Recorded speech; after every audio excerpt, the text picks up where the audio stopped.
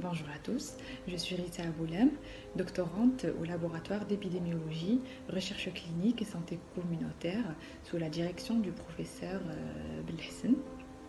Permettez-moi aujourd'hui de vous présenter sur cette vidéo et ce court-métrage un travail qui s'intitule l'étude de l'écriture manuscrite en ligne sur tablette graphique pour la détection précoce des maladies neurodégénératives chez une population marocaine.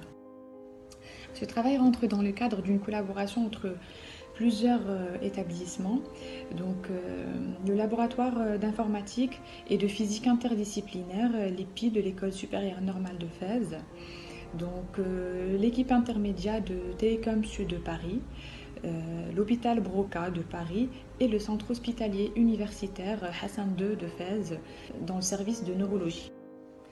Alors avant d'entamer ce travail, nous avons pu avoir l'accord de la commission d'éthique, comme va nous le présenter le professeur Belhassan.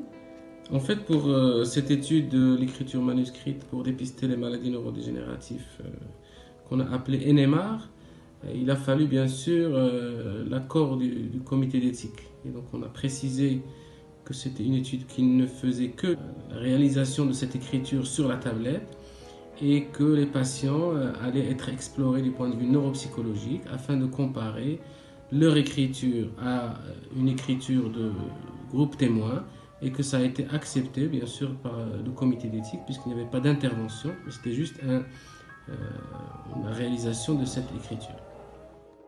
Nous avons donc choisi la question du vieillissement puisqu'on est face à une croissance démographique de plus en plus importante. La question de vieillir normalement se pose de plus en plus.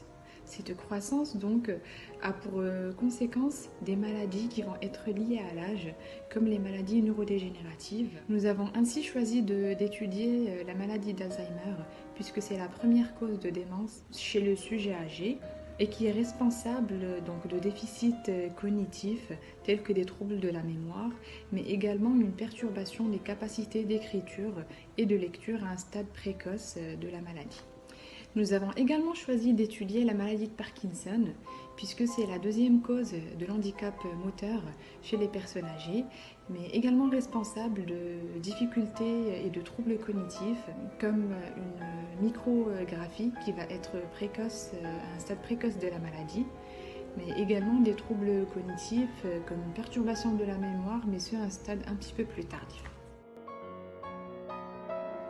Nous avons choisi d'étudier l'écriture manuscrite puisque l'écriture est donc un processus complexe qui fait appel à différentes activités cérébrales et différents processus cognitifs, notamment le processus de planification mentale, ainsi que des processus de coordination motrice qui vont faire intervenir nos capacités de motricité fine et de coordination oculomotrice. Cette analyse de l'écriture va nous permettre de dégager des profils d'écriture de différentes personnes qui pourront ainsi nous renseigner sur une probable perturbation cognitive à un stade précoce de la maladie. L'acquisition se fait depuis 1 an et demi au sein du service de neurologie du CHU en présence de Ala Tissam, les doctorants du laboratoire LIPI et de moi-même. Bonjour, je suis Ala Amnour et ma collègue Ibtissam Amrar. Nous sommes des ingénieurs et des jeunes chercheurs. Elle se fait principalement sur une tablette graphique appelée Wacom. Cette tablette a pour caractéristique principale d'être capable de détecter plus de 2000 niveaux de sensibilité à la pression, de reconnaître l'inclinaison du stylet au moment de l'écriture et d'extraire plusieurs positions spatio-temporelles comme la vitesse, l'accélération, sur une fréquence d'échantillonnage qui va varier selon les personnes. On effectue l'acquisition de données sur une tablette Wacom. Le traitement de données est réalisé en utilisant des méthodes modernes de traitement et d'analyse de données.